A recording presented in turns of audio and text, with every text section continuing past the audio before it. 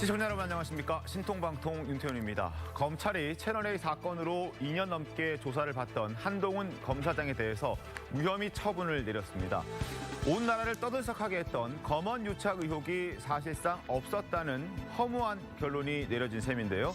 한 검사장은 없는 죄를 뒤집어 씌우려는 공권력의 남용은 실패로 끝났다면서 지극히 상식적인 결정이 지극히 늦게 나왔다는 입장을 밝혔습니다. 그러면서 자신에 대한 허위 사실을 유포한 김어준 씨, 최강욱 의원, 유시민 전 이사장은 책임을 져야 한다라고 덧붙였습니다. 그리고 논란을 일으켰던 일명 제보자 X, 지모 씨는 명예훼손 혐의로 재판에 넘겨진 상태입니다. 민주당은 지방선거를 50여일 앞두고 여러 행보들을 보여주고 있는데요. 먼저 휠체어 챌린지입니다. 고민정, 박홍근 의원 등 여러 민주당 의원들이 동참을 했는데요. 장애인의 마음을 공감하겠다는 당초 취지와 달리 일부에서는 정치적 쇼라는 비판이 나오고 있습니다. 그리고 민주당은 또 당 혁신안도 내놨는데 혁신안에 도리도리 금지라는 표현이 담겨 있어서 윤석열 당선인을 겨냥한 것 아니냐는 비판이 함께 나오고 있습니다. 목요일 신통방통 광고 후에 시작하겠습니다. 잠시만 기다려주십시오. 신통방통 시작하겠습니다. 이른바 검언유착 의혹으로 무려 2년 넘게 조사를 받아왔던 한동훈 검사장에게 최종 무혐의 처분이 내려졌습니다. 수사팀이 2년여간 한동훈 검사장을 2차례나 압수수색했고 이를 통해서 확보한 휴대전화를 포렌식하는 등 정말 대대적인 수사를 벌였지만 결국 검언유착 의혹의 실체는 없었습니다. 먼저 관련해서 영상 보겠습니다.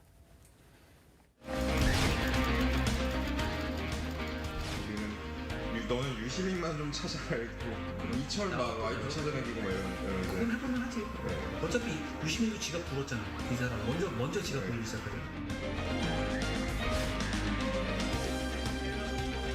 비밀번호를 안 알려주고 협조를 안 한다 그러면 어떻게 앞으로 수사를 할 수 있겠습니까?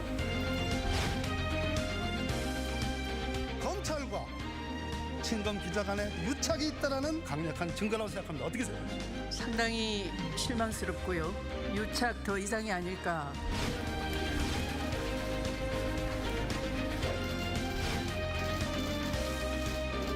재판부께 감사드립니다. 그동안 못했던 얘기들은 천천히 하도록 하겠습니다.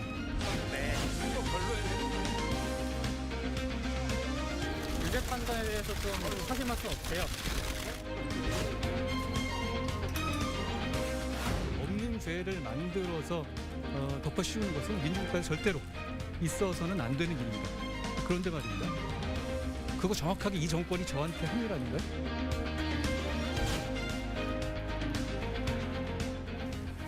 자, 무혐의 처분이 내려지기까지 어떤 과정을 거쳤는지 잠깐 짚어드리겠습니다. 화면 보시죠.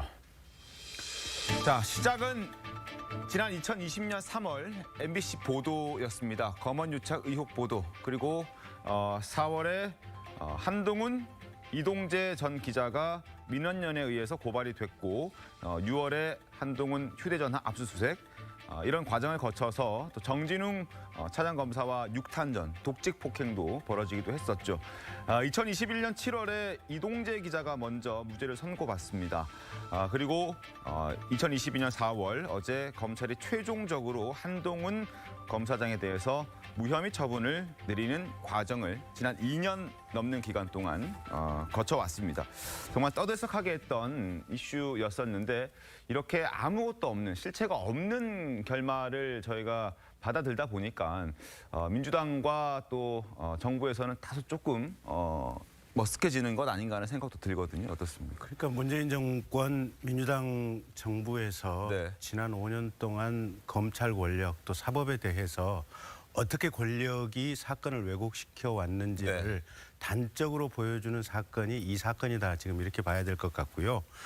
자신들의 인사에 의해서 임명된 검사가 12번이나 한동훈 검사장에 대해서는 무혐의 상신을 했음에도 불구하고 결국은 서울중앙지검장이라고 하는 또 다른 어떤 이 정권과 유착된 이 사람들에 의해서 네. 이 무혐의 처분이 방해되어 왔었다.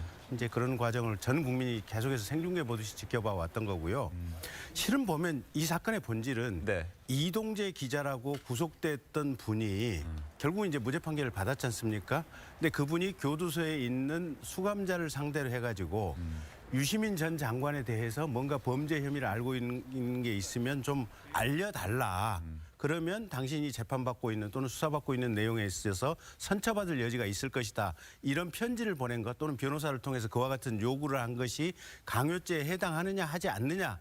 이제 이 부분이 이제 가장 핵심되는 부분이었고. 근데 최종적으로 일단 1심에서는 이게 그 자체만 가지고도 강요죄가 인정되기 어렵다. 이렇게 무죄 판결이 나온 게 작년 7월인데 네. 한동훈 검사장은 이 같은 이동재 기자의 행위에 도움을 주었다라는 부분이거든요. 이동재 기자와 함께 했다는 것도 아니고. 근데 이동재 기자가 무죄 판결이 난 그 이후에도 이 사건에 대해서 무혐의 결정을 안 하고 여태까지 지금 미뤄갔었던 거거든요. 그러니까 결국 지금 민주당 정부가 했던 어떤 네. 이 권력에 대한 왜곡, 사건 처리 왜곡 이런 부분들은 윤석열 정부가 출범하고 난다면 반드시 철저하게 좀 가려져서 네. 책임 소재라든지 이런 것들이 분명하게 좀 밝혀져야 될 것이 아닌가 싶습니다. 어떻습니까?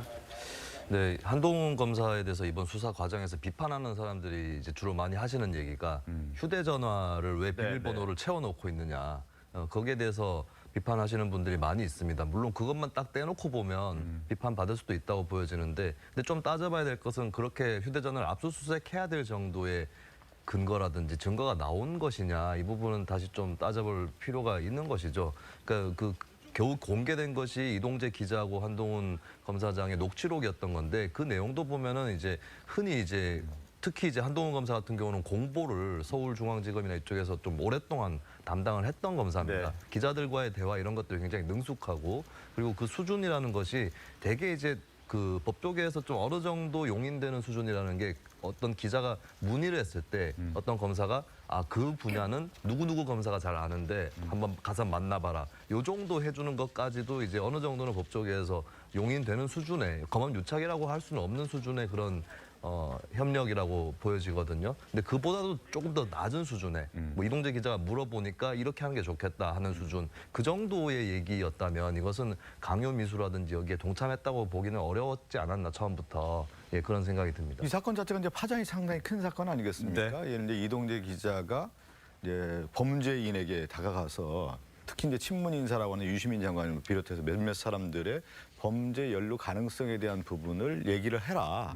그런 부분을 가지고 얘기를 했고 그것이 이제 이동재 기자와 한동훈 전 검사장과의 관계에 대한 녹취록도 이제 나왔단 말이죠. 그러면서 이제 검언유착이라고 하는 사건에 이제 보도가 됐는데 MBC에서 보도했나요? 이제 네, 보도하기 맞습니다. 시작하면서부터 네. 이것이 이제 큰 사건의 파장이 있었는데 그러면 우리가 그런 얘기를 하지 않습니까? 결국은 네. 언론과 이제 검찰이라고 하는 것이 실질적으로 비판과 견제 감시 기능을 해야 되는 거고 우리가 얘기하는 진실에 대한 것을 이제 접근을 해야 되는 문제인데 오히려 유착 관계를 통해서 그것을 누군가의 사람을 엮으려고 했다라고 하는 의혹 제기가 있었고 그것이 이제 계속해서 언론 보도가 나왔단 말이죠. 그렇다고 하면은 지금 이제 수사가 진행됐을 경우에 가장 중요한 핵심이라고 하는 게 뭡니까? 검찰에서도 누군가가 범죄에 연루가 됐다고 하면 휴대전화를 압수수색했고 확보를 하고 그것을 통해서 진실을 규명하는 건데 그동안에 이제 몇 번 얘기가 나왔단 말이에요. 한동훈 검사장의 휴대전화를 그러면 확보를 했는데 네. 왜 비밀번호를 몰랐다고만 얘기를 하느냐. 안 푼 거냐 못 푼 거냐.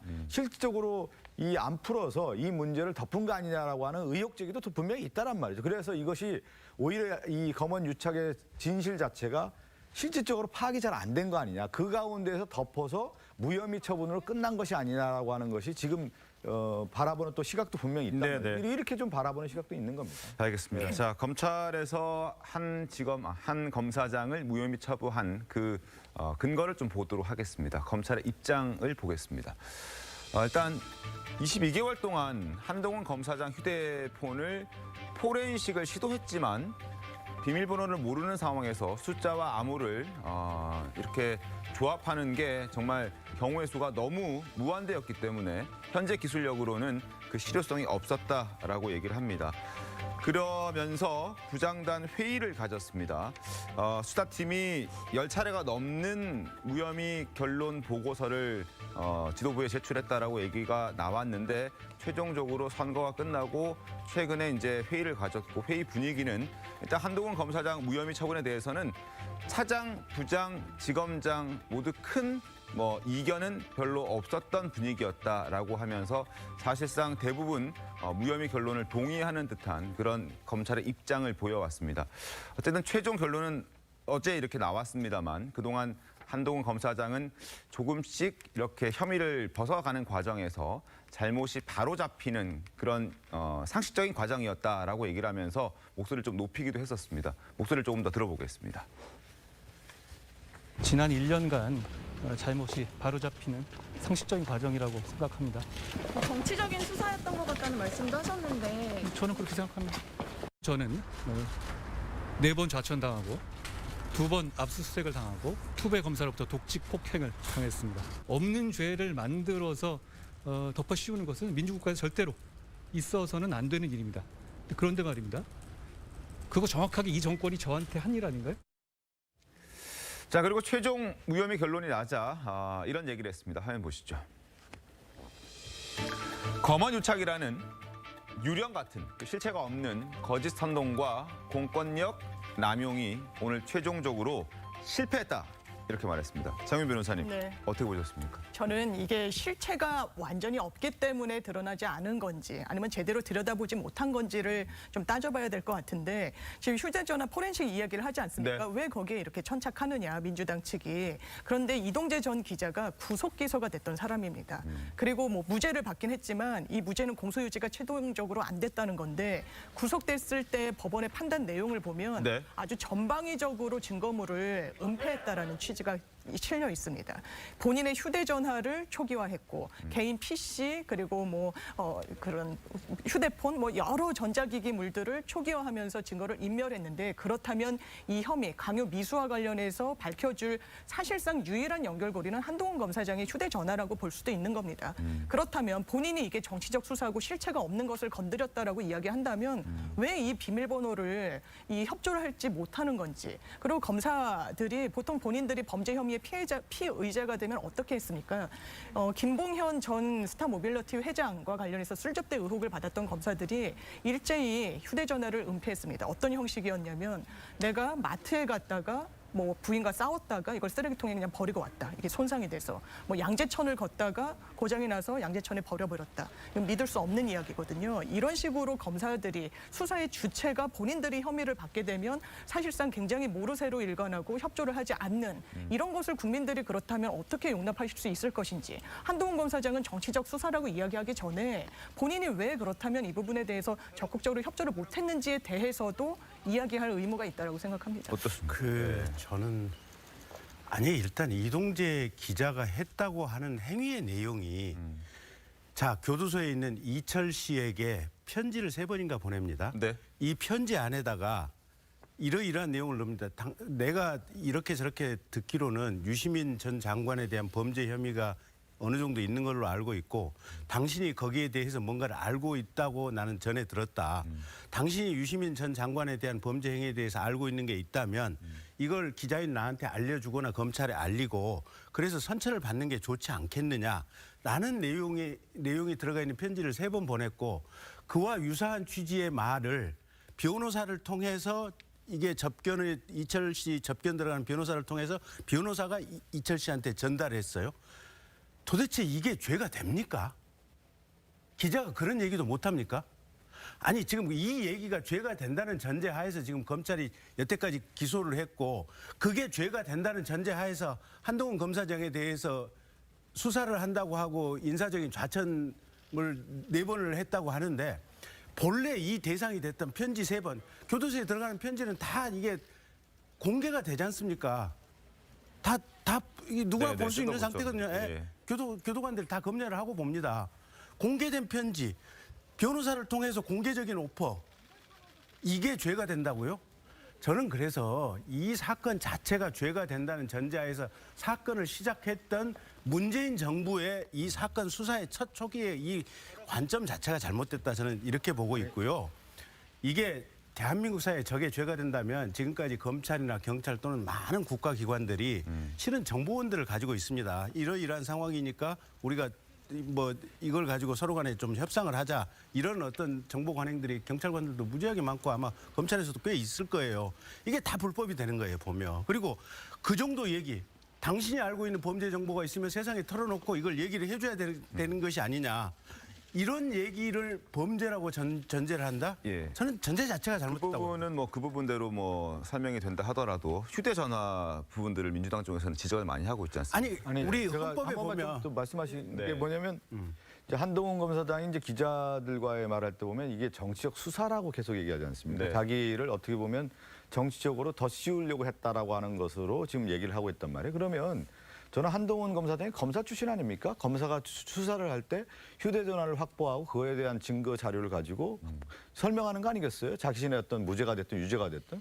그러면 초기에 한동훈 검사는 나 이런 관련된 문제에 대해서 전혀 문제가 없다 하고 정정당당하게 휴대전화 조사를 받고 이 문제를 풀렸다고 하면은 여기까지 저는 오지 않을 거라고 봅니다. 수많은 의혹 제기가 안 됐을 거라고 봅니다. 그런데 초기에 증거 인멸이라고 하는 부분이 분명히 있었고 한동훈 검사장의 행태가 실질적으로 좀 은폐하고 있는 것이 아니라는 의혹 제기들이 계속 있었단 말이죠. 그러면서 이것이 확대 재생산되는 어떤 구조였고 그 뒤 지금 수사가 2년 동안 되면서 가장 중요한 것이 휴대전화에 대한 것을 포렌식을 해야 되는 건데 안 한 거 아니겠습니까? 그러다 보니까 이 수사가 오히려 검찰이 봐주기 수사한 거 아니냐라고 하는 것이 지금까지 나온 겁니다. 오히려 그렇다고 하면은 검찰의 봐주기 수사에 대한 오명을 씻기 위해서라도 한동훈 검사장이 이 부분에 대한 설명을 하고 조사를 임했다고 하면은 저는 그것이 말끔히 해결될 문제였는데 그렇지가 않았다라는 것이 저는 팩트다. 이것이 사실이다라는 그러니까 본래 죄도 안 되는 사건을 어거지 수사를 시작한 게 지금 문재인 정부의 지금 이 사건 수사의 출발점이었고 두 번째는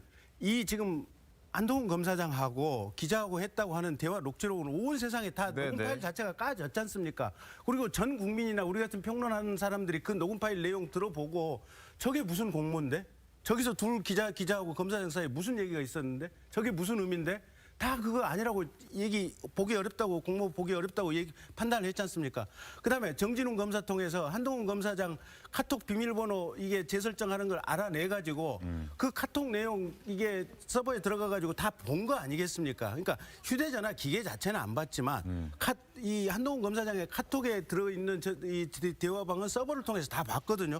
할 만큼은 다 했어요. 그러니까 애시당초 죄도 안 되는 사건이거니와 이미 객관적으로 밝혀진 녹취록의 파일, 음성 파일 내용 자체, 카톡을 본 거, 이거 그 모든 것을 가지고도 아무리 봐도 죄가 안 되니까 이 문재인 정부에서 임명한 주임검사, 평검사도 12번에 걸쳐서 이건 무혐의입니다. 이거 말도 안 되는 수사를 우리가 계속하고 있습니다. 12번이나 오죽했으면 올렸다는 거 아니겠습니까? 알겠습니다. 한동훈 검사장 사실 조국 전 장관을 수사하기 전만 하더라도 민주당에서는 한동훈 검사장을 치켜 세우는 좀 분위기였는데 그때 분위기 잠깐 보고 이야기를 계속 이어가도록 하겠습니다.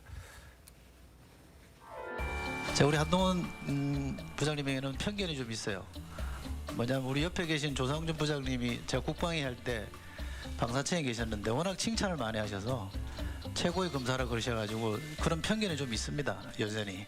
참고인을 불러서 조사할 때 굉장히 그것에 대해서는 갔다 온 사람이 많이 거부감을 갖게 했다고 그래요. 그러니까 이렇게 얘기가 안 나오도록 수사할 수 있는 거 아니에요? 우리 한동훈 부장 정도 되면? 한동훈 부장님 어떻게 생각하세요? 예, 저희가 부족한 부분을 좀 더 살피면서 수사하겠습니다. 자, 그러나 조 전 장관을 수사한 이후 2년 동안 여기저기 좌천성 인사를 당했고 그리고 어제 무혐의 처분 결과가 나왔을 때도 최광호 의원은 강하게 비판하는 목소리를 냈습니다. 들어보겠습니다.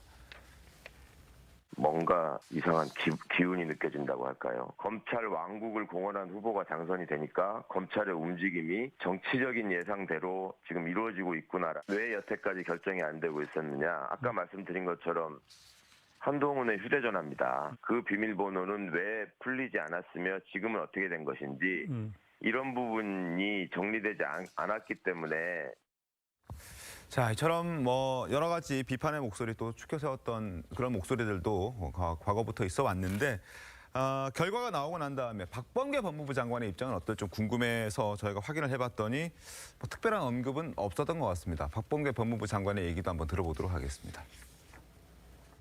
무혐의 처분 결과가 나오게 되면 누구 한동훈 부원장에 대한 무혐의 처분 공정한 질문이 아니에요. 법무부 장관이 이런저런 고려와 검토를 하는데 특정인의 그것만을 위해서 그러지 않습니다. 공정하다는 것에 대해서는 방어권 중요하죠. 그러나 또 실체 진실을 발견하는 것도 중요합니다.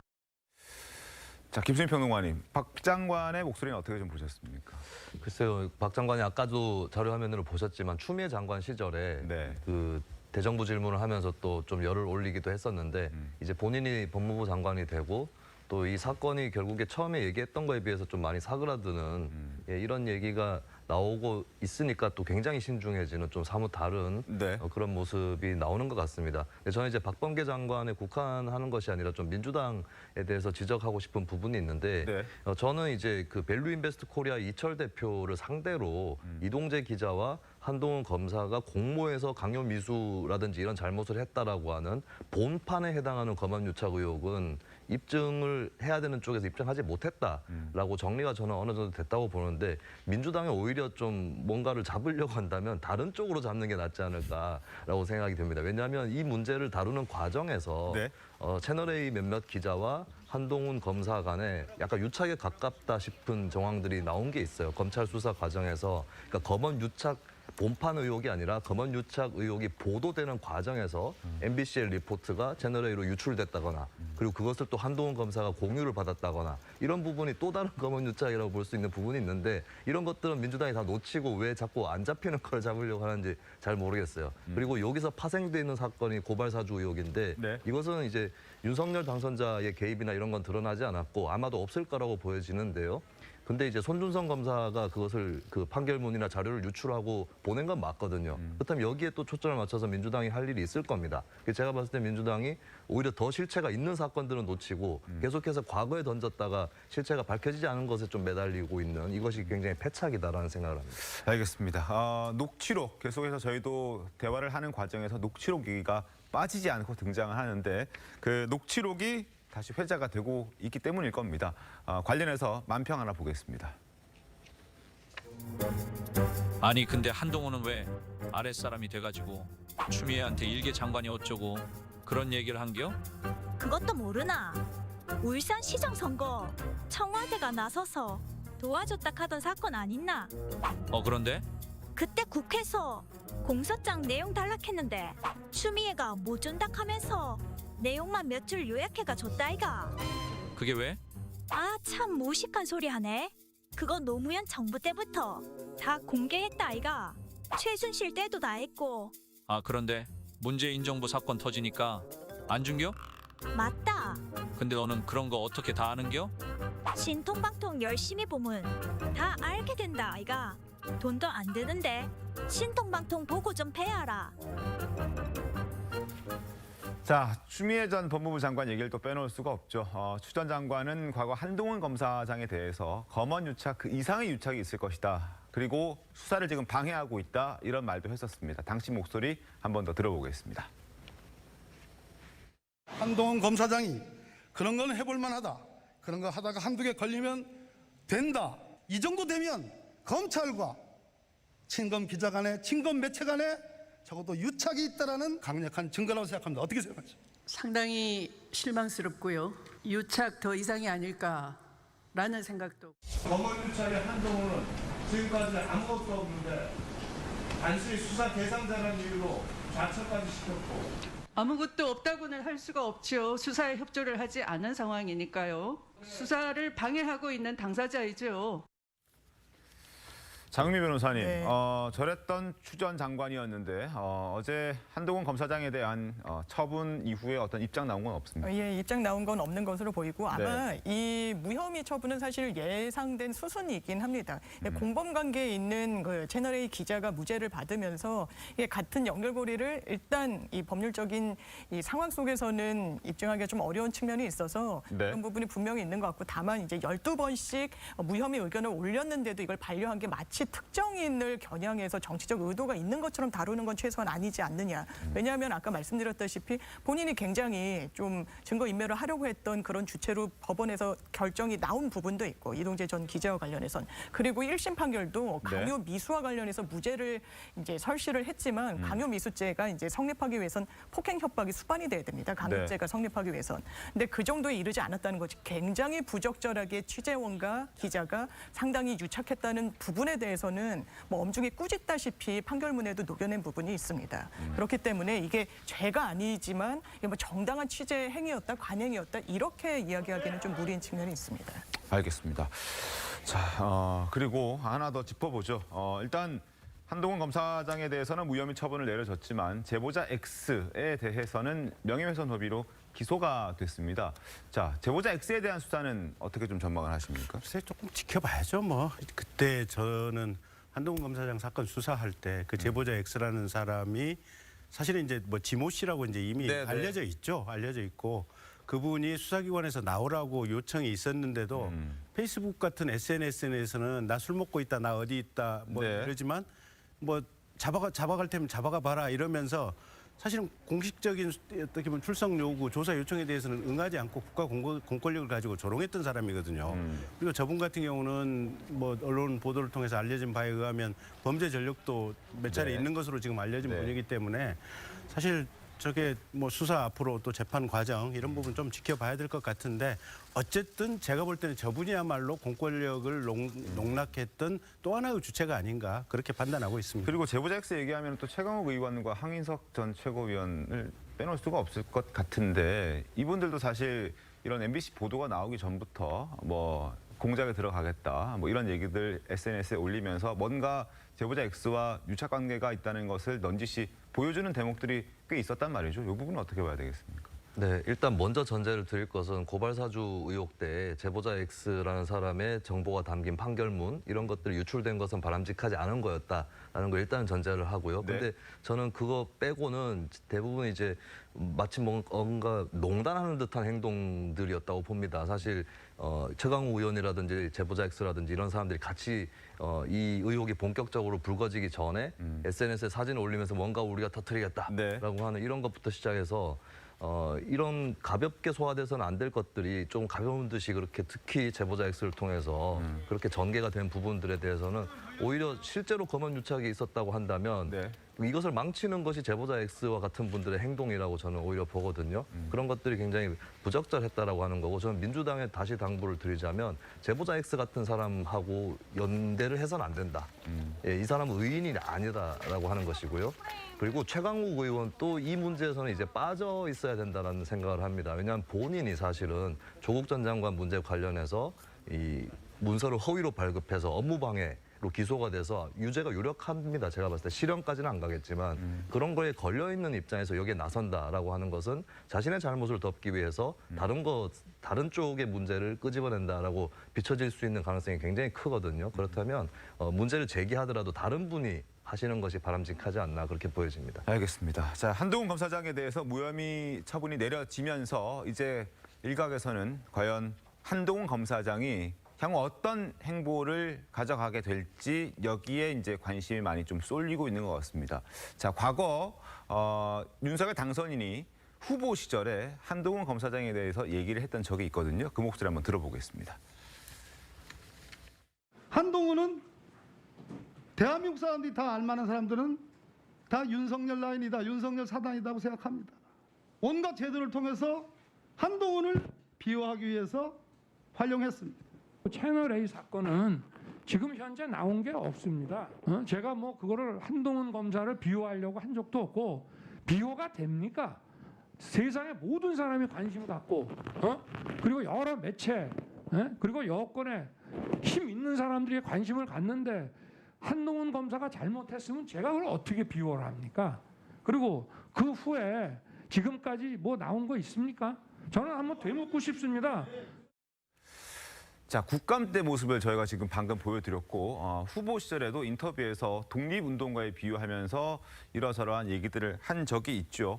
그만큼 이제 한동훈 검사장이 무혐의 처분을 받았기 때문에 지금 좌천성 인사를 받아서 내려가 있는 이 수사권이 없는 직위에 가 있는 상태에서 다시금 수사권도 복원이 되면서 중앙지검장 얘기까지 거론이 된단 말입니다. 김경진 의원님, 네. 가능성 어느 정도로 보십니까? 글쎄요, 지난번에 후보 시절에 당선인께서 뭐 중앙지검장 임명될 수 있는 거 아니냐, 그렇게 유능하고 수사 잘하는 검사 아니냐, 네. 이렇게 얘기를 하셨거든요. 저는 원론적으로 보면 이렇게 그때 당시에 후보께서 하신 말씀이 단 한치도 틀린 부분이 없다라고 보고는 있지만 이게 만약에 한동훈 검사장이 중앙지검장이 돼서 네. 이런저런 특히 뭐 이재명 후보 관련된 사건이라든지 여러 사건들이 지금 중앙지검에 있을 텐데 네. 수사를 일선에서 지휘하게 되면 그게 또 다른 논란의 빌미가 될 수 있지 않을까라는 생각이 있어서 한동훈 검사장에게는 조금 미안한 마음도 있지만 제가 만약에 뭐 당선인에게 인사에 관련된 건의를 할 수 있다면 네. 차라리 그냥 대검 차장으로 쓰시면 어떻겠느냐.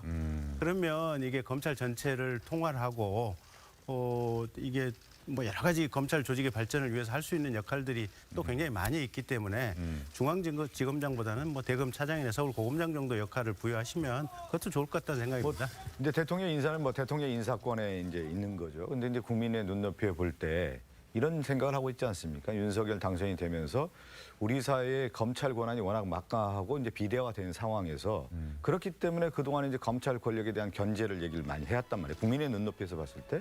근데 윤석열 당선이 검찰총장 출신으로 대통령이 됐는데 검찰 권력에 힘을 실어주지 않겠느냐 이런 생각을 많이 갖고 있고 네. 오히려 과도한 권력에 대한 집중을 걱정하고 있는 목소리가 큰데 자기의 최측근이라고 하는 사람을 한동훈 검사장을 만약에 중앙지검장이라든가 검찰의 주요 인사를 했을 경우에는 어떻게 읽혀지냐면 검찰을 직할체제로 만들겠다. 대통령 당신 자체가 네. 그렇게 읽혀지는 겁니다. 그렇다고 하면은 앞으로 우리나라의 국정 운영이 어디에 중심이 쏠려 있냐면 과거에 그런 거거든요.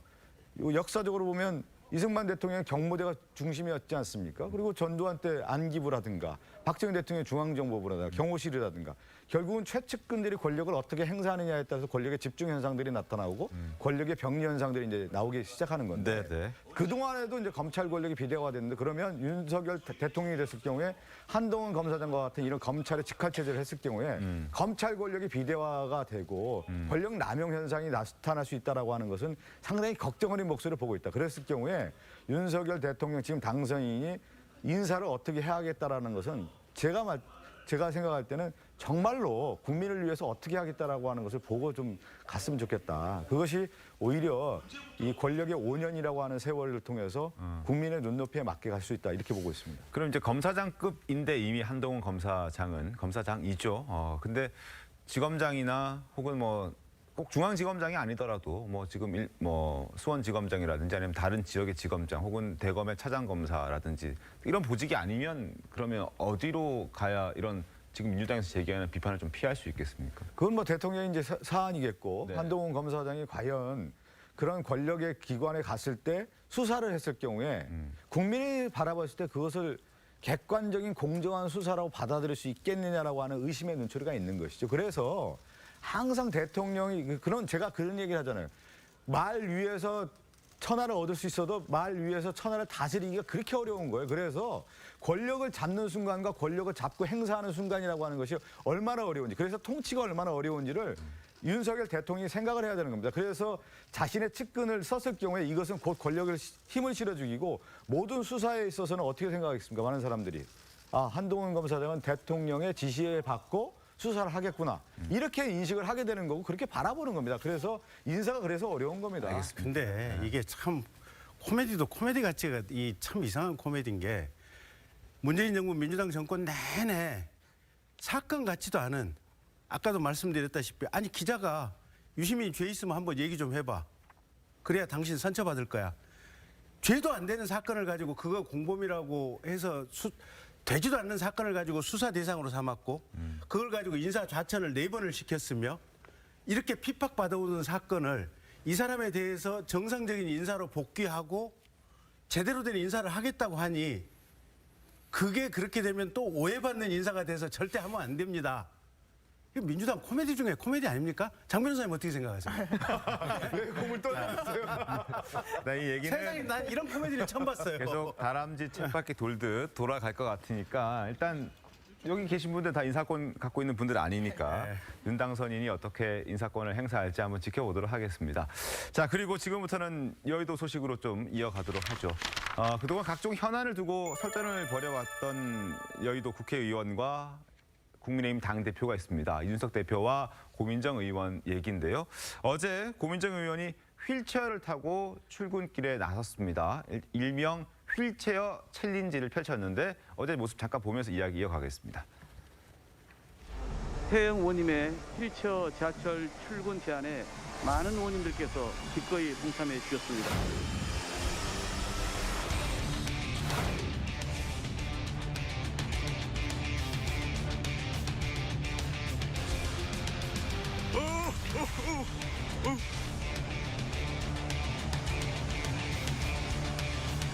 리프트를 이용해야 하고 이런 불편함들이 느껴졌었고 작은 폭의 상이고 얕은 경사에도 온몸이 긴장됐습니다.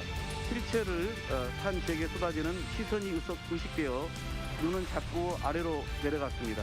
쉽지는 않더라고요. 이런 체험을 통해서 좀 알게 된 게 좀 죄송스럽기도 하고 이제서라도 알게 돼서 다행이라는 생각도 들고요. 자, 저렇게 여러 민주당 의원들이 원내대표를 포함해서 고민정 의원, 김태년 의원, 전영기 의원 등등등 한 10여 명이 참여를 했는데 어떻게 좀 보셨습니까? 김수민 평론가께서는? 예, 좀 군대 얘기를 하게 돼서 송구스러운데 군대 이런 표현이 있어요. 한 명만 가. 네, 고참이 이렇게 지시를 하고 심부름을 시킬 때 누군가 우르르 가야 되는데 예, 우르르 막 한 명만 가도 되는 건데 우르르 갈 때 고참이 한 명만 가라고 하거든요. 저는 이제 사실 저는 국민의힘의 이준석 대표가 최근에 전장현 쪽과 계속 싸움을 벌이고 있고 이제 문제를 해결하기보다 중재를 하기보다 갈등을 부추기고 있는 이 행보는 비판받아 마땅하다고 생각합니다. 그렇다면 그런데 이 상황에서 민주당이 해야 될 일이 이런 휠체어 챌린지인가? 예, 챌린저 이게 좀 궁금해요. 왜냐하면 민주당은 의회에 이제 압도적인 다수 의석을 갖고 있는 제도라든지 이런 것들을 만들어낼 수 있는 힘이 있는 정당입니다. 그러니까 이런 행위는 시민단체라든지 군소정당이면 모르겠어요. 근데 민주당에서 의원들이 우르르 이런 식으로 같은 이런 행동을 해야 되는 건지 예, 이 부분도 저는 좀 비판할 수밖에 없고 하나의 쇼 정치이다. 이준석 대표만큼 나쁘다라고 요 사안에선 저는 생각하지는 않지만 이것이 과연 바람직한 민주당의 대응일까 이 부분은 의아합니다. 좀. 정치적 쇼의 성격도 충분히 띠고 있다라는 비판을 하시는 거라고 봐요. 네, 쇼 자체가 나쁜 건 아니지만 근데 사실은 민주당도 질타받아야 될 대상인 것이 그러면 그동안의 민주당은 장애인 관련해서 무엇을 했느냐. 그렇다면 민주당이 오히려 고개를 숙여야 될 일이지 이렇게 막 챌린지를 하고 이렇게 보여줄 일은 아니라고 봅니다. 그 정책 쇼는 아니고요. 이제 우리가 이런 조금 원론적인 얘기를 좀 한번 하고서 좀 출발을 해야 될 것 같은데 그동안 우리 사회의 이제 보수와 진보의 진영에 있어서 항상 생각했던 게 뭐냐면 진보는 성장에 대한 얘기를 좀 더 해야 된다. 그리고 보수는 이제 복지라든가 사회 약자에 대한 보호 이런 얘기를 많이 해야만 우리 사회가 건전하게 발전할 수 있다는 얘기를 많이 했습니다.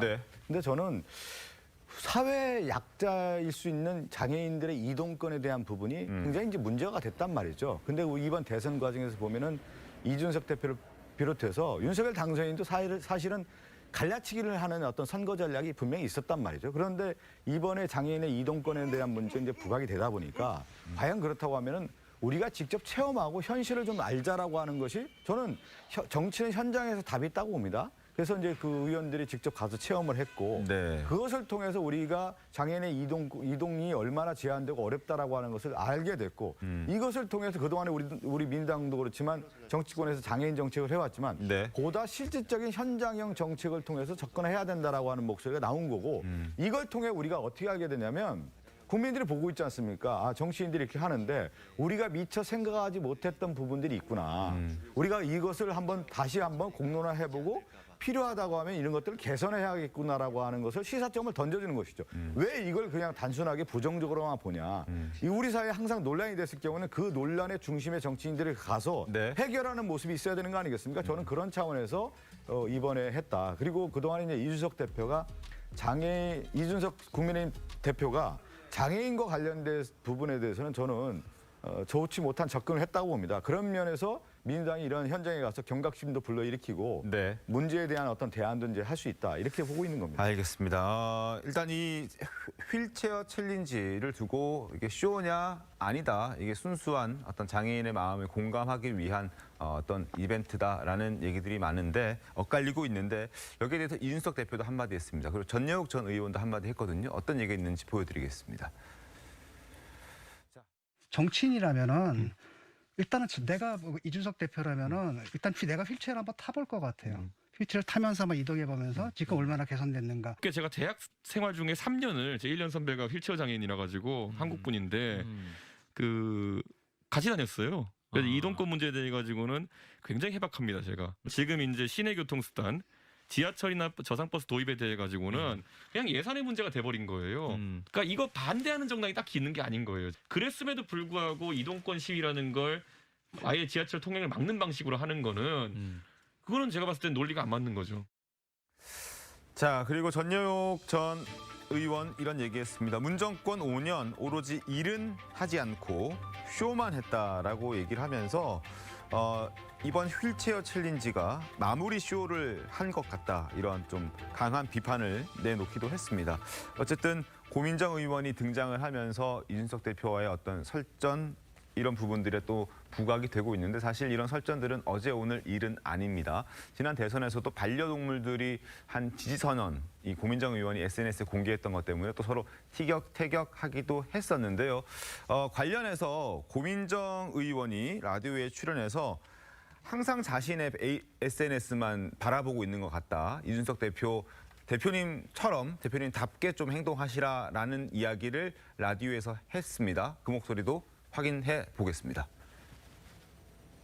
별로 이제 엮이고 싶지는 않습니다. 근데 이제 질문들이 계속 들어오다 보니까 답을 하지 않을 수 없는 상황들이 자꾸 발생하는 거거든요. 네. 당 대표만 아니라면 제가 굳이 일일이 대답을 할 이유는 없죠. 예. 무조건 본인의 생각만이 맞다. 내가 다 정답이다. 이런 자세는 정치인으로서는 옳지 않는 모습이라고 생각합니다. 자, 그리고 이제 지방선거가 한 50일 정도 남았죠. 민주당이 당 혁신안을 내놨습니다. 근데 혁신안 안에 도리도리 금지라는 표현이 포함되어 있어서 이게 혹시 윤석열 당선인을 겨냥하고 조롱하는 것 아니냐는 비판이 많이 나오고 있는 그런 상황이거든요. 국민의힘 측에서는 당연히 그렇게 생각할 수밖에 없을 것 같은데 장윤미 변호사님 보시기에는 이 당 혁신안에 도리도리 금지라는 표현이 들어간 부분은 윤 당선인을 의식하고 의도적으로 넣었다 보십니까? 어떻습니까? 저는 의도적으로 넣었다고 봅니다. 네. 지금 민주당이 당연히 혁신과 쇄신을 이야기해야 되는 때이고 무엇보다 대선에서 패배를 했습니다. 졌지만 잘 썼다고 이야기할 때가 아니라 뭔가 다음을 모색하기 위해서 정말 진정성 있게 국민들께 다가가야 된다라고 생각하는데 뭐 혁신안의 내용 전부는 아니겠지만 뭐 정치인이 더더군다나 선출직 정치인은 국민 앞에 뭐 2분 스피치를 굉장히 자유롭게 자연스럽게 해야 되고 뭐 주어진 원고만 보는 게 아니고 네. 이 태도에 있어서도 도리도리를 하지 않아야 된다는 게 쇄신의 내용으로 담겼다는 건 사실 좀 언뜻 이해하기 어려운 부분이 있고 네. 이 부분은 아무래도 이 국민의힘 윤석열 당선인에 대한 어떤 조롱의 의미가 담겨 있다는 부분은 좀 부인할 수 없어 보입니다. 알겠습니다. 자, 민주당 얘기를 한번 들어보도록 하겠습니다. 어떤 얘기가 있는지 확인하시죠. 선출직 공직자라면 대본이 없어도 프롬프터가 없어도 국민께 자신의 생각을 말씀드릴 수 있어야 합니다. 국민 앞에 공개적으로 말씀드리는 자세도 검증받아야 합니다. 최소한 도리도리와 같은 불안한 시선 처리와 화법에 대해 공개적으로 평가하고 국민 여러분께서 판단하실 수 있도록 해야 합니다. 자, 허은하 수석 대변인 이런 얘기를 했습니다. 혁신안을 두고 이쯤 되면 혁신안이 아니라 퇴보안이다. 고작 민주당이 내놓을 수 있는 대답이 당선인에 대한 조롱뿐인가라고 허은하 수석 대변인이 논평을 내놨습니다. 선거가 다가오면서 여러 가지 또 신경전이 시작되는 것 같습니다. 자, 그리고 50일 정도 남은 지방선거에서 국민들의 표심을 아마 요구하고 또 기다리고 있는 정당들이 상당히 많을 텐데 어제 김은혜 대통령 당선인 대변인이 이제 경기도지사 출마를 선언했습니다. 경기도의 철의 여인으로 성장하겠다 뭐 이런 얘기를 했는데 목소리 한번 들어보겠습니다. 제가 유승민 대표님을 존경합니다. 그렇지만 선거는 선거죠.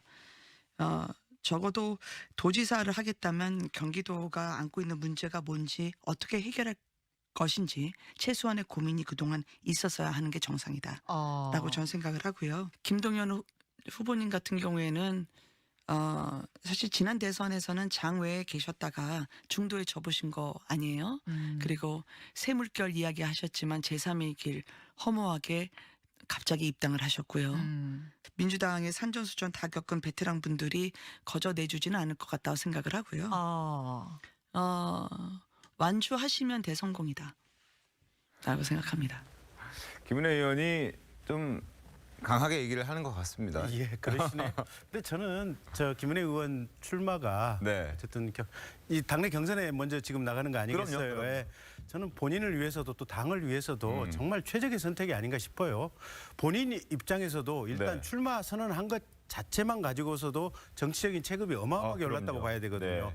그래서 초선 의원이 저만큼의 정치적인 위상을 갖기 어렵다. 지금 이렇게 봐야 될 것 같고 유승민 대표 혼자 단독 출마했을 때에 비해서 네. 김은혜 의원이 출마함으로써 지금 당내 경선의 긴장감이 지금 탱탱하게 생기고 있거든요. 그러면 이 굉장히 강력한 당내 경선의 와중에서 사실은 시너지가 생기는 겁니다. 네. 그러니까 지난번 대선 결과를 기준으로 본다면 한 5% 지금 뒤지는 결과이기 때문에 경기도가 국힘 입장에서는 녹록지가 않거든요. 근데 당내 경선을 제대로 잘 하게 된다면 그래서 경기도민의 관심을 끌 수만 있다면 누가 후보가 되든지 간에 본선에서 민주당을 이길 가능성이 조금 더 열리게 되지 않느냐.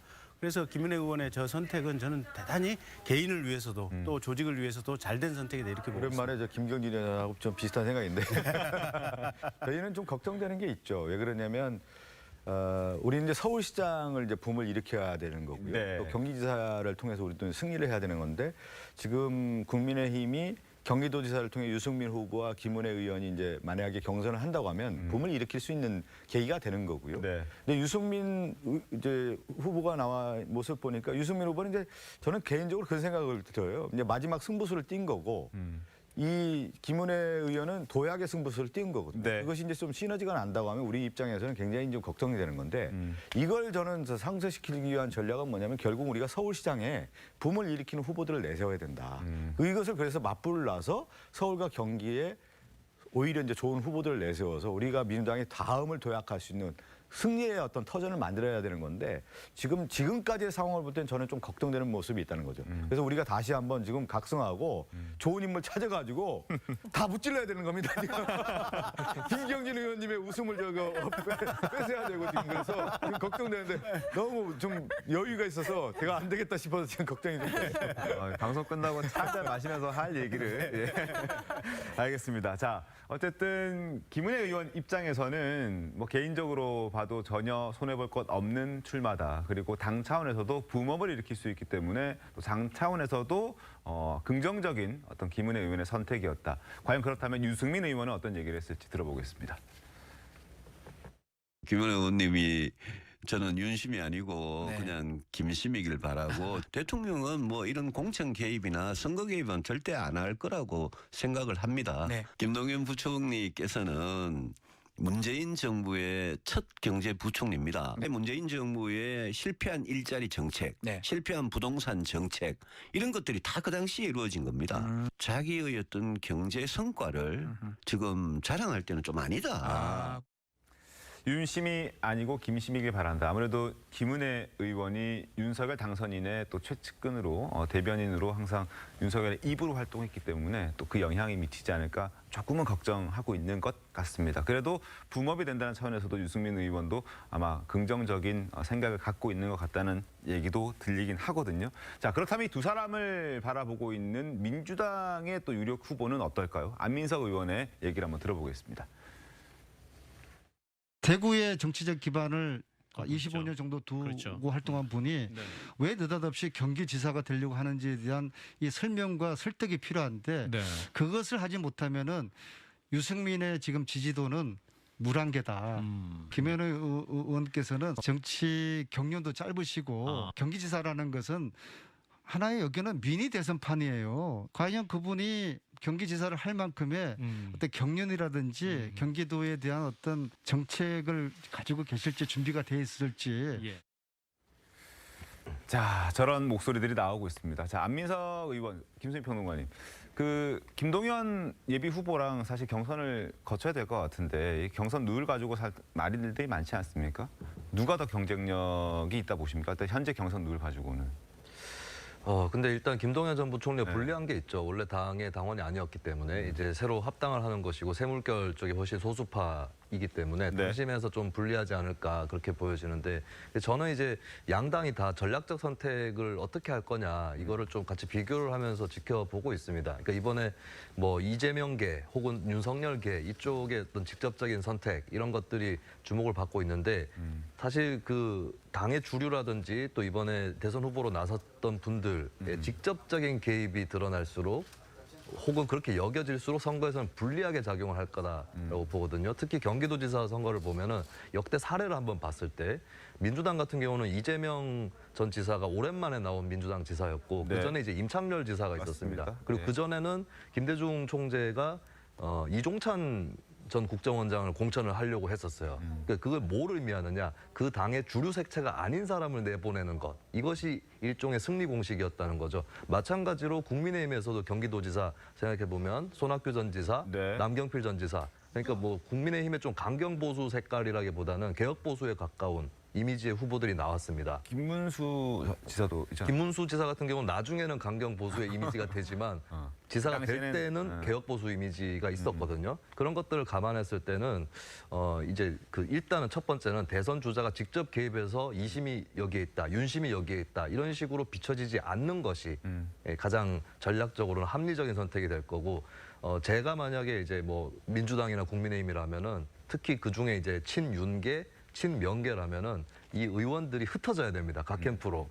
특정 캠프를 지지하기보다는 적절하게 흩어져서 경선을 흥행시킬 수 있을 정도로 예, 이렇게 오히려 흩어지는 묘를 발휘를 어느 당에서 할 건지 이게 또 관전 포인트입니다. 박성준 의원님 혹시 지금 여론조사를 보면 아직 뭐 초반이기도 하고 여러 가지 뭐 변수들은 많겠지만 김동연 새물결 대표가 굉장히 지지율이 높게 나오거든요. 저는 경쟁력이 있다고 보고요. 이거를 대선이라든가 이후에 선거의 이제 분석에 큰 바로미터가 있습니다. 뭐냐면 이번에 이제 5월 10일 날 윤석열 대통령 당선인이 이제 취임을 하지 않습니까? 그리고 6월 1일 날 하는데 한 20일 간격이 있는 건데 지금의 이제 추세를 뭐를 가지고 평가를 하냐면 대통령 당선인의 지지율을 가지고 보면 되는 거예요. 50%가 지금 안 되고 있단 말이죠. 그리고 그 다음에 뭐냐면 정당 지지율을 보면은 민주당과 국민의힘이 있어서 지금 역전 현상도 나타나고 있는 거예요. 초기에 대통령 당선이 됐을 경우에는 국민의힘이 높았다가 지금 민주당이 앞서는 경우도 나온다. 당 지지율을 봤을 때. 그러면 그것은 국민의 민심이 볼 때 윤석열 당선인과 국민의힘이 잘하고 있는 거냐에 대한 부분을 퀘스천 마크를 던지고 있는 겁니다. 이럴 때 우리는 이제 민주당이 정말로 다시 도약하고 하나로 모은다고 하면은 상당히 파장을 일으킬 수 있다. 이게 저는 이제 가장 중요한 그런 차원에서 김동연 후보는 경쟁력이 있고 또 하나 뭐냐면 이제 서울과 경기는 세트 플레이예요. 따로 가는 게 아닙니다. 그러니까 우리 민주당은 지금 저는 개인적으로 생각할 때 서울시장 후보를 잘 만들어야 됩니다. 공정한 룰을 통해서 경선을 통해서 누구든지 나와서 축제의 분위기를 통해서 서울시장 후보를 만들고 또 경기지사도 마찬가지로 지금 나와 있는 김동연 후보, 안민석 후보, 조정식 후보 다 경륜과 실적과 업적을 만든 후보들 아니겠습니까? 이렇게 해서 서울 경기의 양대 산맥을 통해서 세트 플레이를 만들어서 전국적 파장을 일으킨다고 하면은 지금 전체적인 대통령 후보의 지지율, 대통령 당선인의 지지율, 정당의 지지율을 봤을 때 우리가 해볼 만한 것이다. 그것은 뭐냐면 필요 조건은 지금 갖추고 있다. 근데 충분 조건은 우리가 이제 후보를 잘 만들어야 된다는 것이죠. 필요 조건은 지금 국민의힘과 윤석열 당선인이 우리가 만들어주고 있는 겁니다. 지금. 자, 대선 끝난 지 이제 한 달쯤 됐는데 지방선거가 곧 있기 때문에 이게 연장선에서 아마 이 선거가 굉장히 중요하고 또 박진감 있게 흘러가지 않을까 싶습니다. 6월 1일 이제 한 50일 정도밖에 안 남았습니다. 민주당도 국민의힘도 또 한 번의 승부를 펼쳐야 되는 시점이 이제 50일도 안 남았다는 얘기입니다. 한번 지켜보겠습니다. 자, 그리고 지금부터는 조 전 장관 얘기를 좀 해볼 텐데 어제 저희도 방송을 해드렸습니다만 조 전 장관의 딸 조민 씨가 부산대 의전원 입학 취소 결정이 났습니다. 자, 입학 취소 집행 정지 신청을 곧장 냈습니다. 첫 신문이 오는 15일에 부산지법에서 열린다고 하는데 다음 주 금요일입니다. 김경집 의원님, 어떤 결과가 예상되십니까? 유리하겠습니까? 조 전 장관에게? 그렇지 않습니까?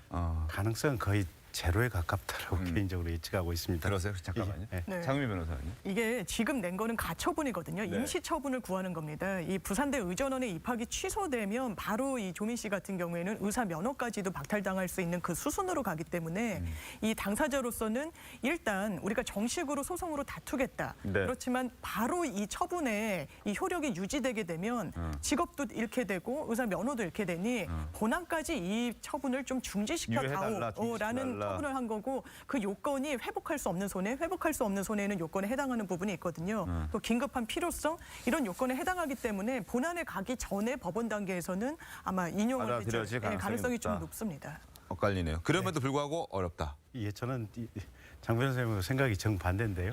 진짜 0%라고 생각을 하고 있습니다. 알겠습니다. 15일이니까 다음 주 금요일이니까 이제 얼마 남지 않았습니다. 한번 장 변호사님하고 내기를 크게 한번 해봐야겠습니다. 알겠습니다. 자, 어쨌든 대법원 확정 판결이 났음에도 불구하고 조 전 장관 측은 지금 들으신 것처럼 승복할 생각이 없습니다. 유튜브 출연해서도 가족의 문제와 관련해서 이런저런 복잡한 심경을 드러내기도 했었죠. 목소리 다시 한번 들어보겠습니다. 저희 가족 전체가 이런 시련과 환란 상태에 지금 있거든요. 저희 아이들도 그렇고 너무 힘들죠. 사실은 이런 고통을 잊기 위해서 썼다 이렇게 말할 수도 있을 것 같습니다. 법무부의 수사지휘권을 폐지한다는 얘기는 대한민국 역사에서 처음 있는 시도를 하려는 것이죠. 저는 아주 놀랍다라고 생각을 하고 있고 이거는 검찰 공화국을 만들겠다는 걸 넘어서 검찰 왕국을 만들겠다는 식으로 보입니다. 자, 어쨌든 지금 현재 상태에서 조 전 장관과 그 가족들은 법적으로 할 수 있는 모든 방법을 다 동원하고 있는 그런 상황입니다. 그러나 2019년 조국 사태 당시에는 조 전 장관이 검찰에서 증거가 나오고 재판이 확정되면 무한 책임을 지겠다라고 말한 적이 있습니다. 그 목소리 들어보시죠. 표창장의 위조 여부에 대해서 검찰과 제처 사이에 다툼이 있는 것으로 알고 있고 법적 판단은 형사 절차를 통해서 이루어질 것이라고 보는데 검찰에서 증거 나오고 재판 확정이 되면 책임질 겁니까? 전 그런 일이 발생하지 않을 것이라고 확신하고 있습니다. 그러니까 책임질 거냐고 물었습니다, 제가. 어떤 경우든 저는 저희 가족 문제와 관련해서는 뭐 법적인 유무죄를 떠나서 무한 책임을 느끼고 있습니다. 네. 자, 그리고 조 전 장관 측은 허위 스펙을 기재하긴 했지만 그 해당 허위 스펙이 의전원 당락에 결정적인 영향을 주지는 않았다라는 주장을 지금 하고 있습니다. 조민 씨가 1단계 서류 전형을 통과한 것은 공인 영어 성적이 우수했기 때문이지 뭐 서류에는 전혀 문제가 없었다. 그리고 2단계 면접 전형 역시 그 허위 스펙이 당락에 영향을 주지 않았다라고 얘기를 하고 있습니다. 당락에 영향이 없는 동양대 표창장이라든지 여러 그 허위 스펙이 그 근거로 입학이 허가가 취소되고 의사 면허가 무효되는 것은 너무나 가혹한 처분이다라고 얘기를 하고 있는데 정말 조 전 장관 측의 주장대로 영향을 주지 않았는지 정경심 교수의 재판부는 생각이 좀 다른 것 같습니다. 조민 씨가 입학 원서와 자기소개서에 허위 사실을 기재하고 위조된 동양대 표창장을 제출한 사실이 확인된다면 모집 요강에 따라 부적격으로 탈락 처리돼야 되는 것이 맞고 또 서류 평가와 면접 검사를 아마 받지도 못했을 것이다. 결국 그 허위 스펙은 영향을 줬을 것이다라고 얘기를 하고 있는 거고요.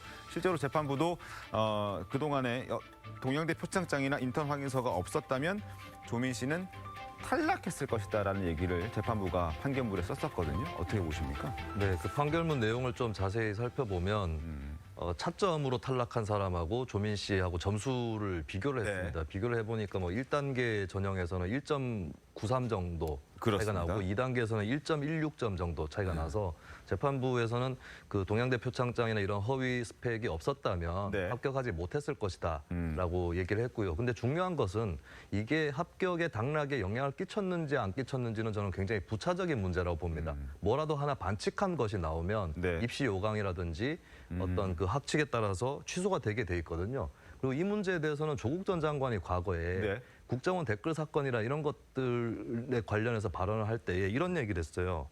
100문제 중에 한 문제만 했으니 시험 결과에 대한 영향력은 미미하다.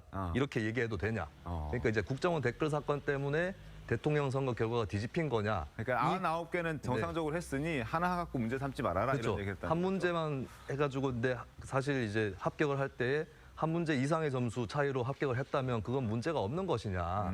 예, 이것을 이런 얘기를 그러니까 수단이 잘못되면 결과적으로 그 수단이 없었더라도 합격을 했다 할지라도 중간에 절차에서 잘못된 반칙이 나오면 그것은 무효가 되는 것이죠. 그 부분을 조국 전 장관 본인이 얘기를 한 적이 있었다는 겁니다. 네. 그렇기 때문에 지금 이렇게 당락에 영향을 주지 않았다라는 이 주장은 앞뒤가 안 맞다. 네. 이런 얘기를 지금 하고 있는 것 같습니다. 그런데 이런 상황을 두고도 민주당 최강욱 의원은 또 한마디 거들었습니다. 크게 반발하고 있죠. 오히려 김건희 여사 국민대 논문 표절 여부는 왜 수사하지 않느냐 이런 얘기를 했습니다. 들어보겠습니다. 부산대 의전원에서 입학 취소 조치를 한 거에 그 따라서 기준을 보자면 그 김건희 씨와 관련된 여러 가지 학력 경력 위조 내지는 뭐 세탁 의혹 뭐 이런 것들은 본인이 인정한 부분이 있음에도 불구하고 지금 전혀 수사가 이루어지지 않고 있지 않습니까? 이 논문 관련해서는 수사 국민대도 들여다보고 있는 거 아닙니까? 그리고 부산대에서 들여다보는 시간을 감안하면 국민대도 좀 시간을 들여다볼 수도 있을 것 같고. 정홍 의원이 저렇게 얘기할 거면 이재명 지사가 경원대 논문 표절을 했다고 사실상 시인하고 그냥 철회하겠다고 반납했다 이렇게 얘기했었죠. 근데 반납했다 그래서 논문 표절 자체가 없어지는 거 아니거든요. 그러면 자백한 사건부터 먼저 수사해야죠. 아니 저게 최강욱 의원의 행태를 보고 있으면 대한민국의 국회의원이 얼마만큼 국민들에게 뻔뻔하고 국민들을 속여가는가. 최강욱 의원 사건 그다음에 조국 씨 관련된 조국 일가의 사건들을 보고 있으면 그런 느낌이 들어서 도대체 민주당의 대표적으로 목소리 큰 스피커들은 왜 저렇게 거짓과 국민들을 속이는 데 능한 사람들로 짜여져 있는가. 아니 여기 이 자리에 계신 박성준 의원님처럼 굉장히 훌륭하고 여러 가지로 올바른 말씀만 하시는 의원님들도 계시는데 저런 사람들이 있어서 대한민국의 진보 진영, 대한민국의 민주당을 망친다. 저는 그렇게 보고 있습니다. 알겠습니다. 그리고 저도 한 말씀 해야 될 것 같은데 시간이 없습니까? 심평 변호사의 얘기를 좀 소개하고 바로 드리도록 하겠습니다. 자, 최강욱 의원이 이런 얘기를 했다면 윤석열 당선인을 지지했던 심평 변호사도 한마디 했습니다. 어떤 얘기했는지 보시죠. 2019년 조국 사태 당시에 조국 교수가 물러났더라면, 그러니까 인정하고 물러났더라면 윤 당선인은 성공한 검찰총장으로 끝났을 것이고, 그리고 이재명 전 지사는 친문 유세에 눌려 대통령직에 도전하지도 못했을 것이다. 결국 조 전 장관이 조국 당선인이 됐을 수도 있다. 이런 얘기를 심평 변호사가 했습니다. 어쨌든 지금도 자숙하지 못하고 있는 부분에 대한 비판을 좀 했던 것 같은데, 자, 박성준 의원께 질문 드리겠습니다. 김경진 의원이 이제 민당에 대한 얘기를 했는데 지적을 해주셨으니까 제가 답변을 안 드릴 수가 없는데. 헌법에 그게 있죠. 모든 국민은 법 앞에 평등하다고 하는데 그러면 저는 최강욱 의원도 그런 차원에서 얘기했다고 봐요. 그러니까 조국 전 장관 그 딸에 대한 수사 또 정경심 교수에 대한 수사가 그렇게 됐다고 하면은 당연히 대통령 당선인 부인에게도 그런 법의 잣대가 적용돼야 되는 것이 아니냐. 그랬을 때 국민의 눈높이에 봤을 때 그렇지가 않다라고 하는 것이 있는 거죠. 예를 들면 조국 전 장관 관련된 수사는 검사 70명이 넘게 탈탈 터는 거 아니겠습니까? 그래서 지금 조국 전 장관 얘기한 것처럼 멸문지화 당한 거 아니겠어요? 그러면 그 당사자라고 할 수 있는 검찰이 그 수사권을 지휘했던 사람들도 그 기준에 맞게 조사를 받아야 된다. 그런 차원에서 저는 최강욱 의원이 얘기했다고 봅니다. 알겠습니다. 자, 조 전 장관 그리고 조민 씨 얘기까지 좀 해봤습니다. 자, 대통령 취임식이 이제 며칠 안 남았습니다. 5월 10일인데요. 자, 여기에 BTS가 공연을 하느냐 마느냐를 두고 또 설전이 좀 벌어졌습니다. 자, 박주선 취임준비위원장의 발언부터 시작된 내용인데 한번 들어보겠습니다. 김대중 대통령 취임식 때는 마이클 잭슨이 왔었어요. 외관보다는 내실을 좀 중점을 두라 이런 말씀이 계속 그러기 때문에 그런 방향으로 지금 취임식을 준비하고 있습니다. 외관보다 내실. BTS가 공연 준비 중입니까? 그것도 좀 논의를 하고 있습니다.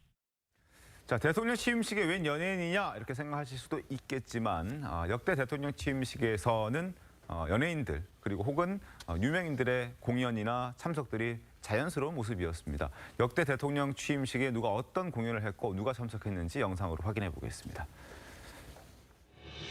국민 앞에 엄숙히 선서합니다.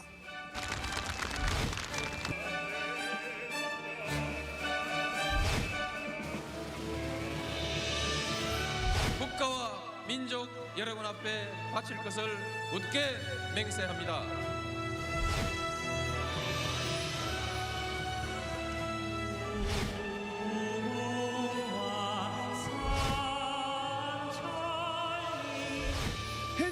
있습니다. 반드시 그렇게 될 것입니다. 국가 발전에 당당한 주역입니다. 국민 행복, 희망의 새 시대를 만들어 갑시다.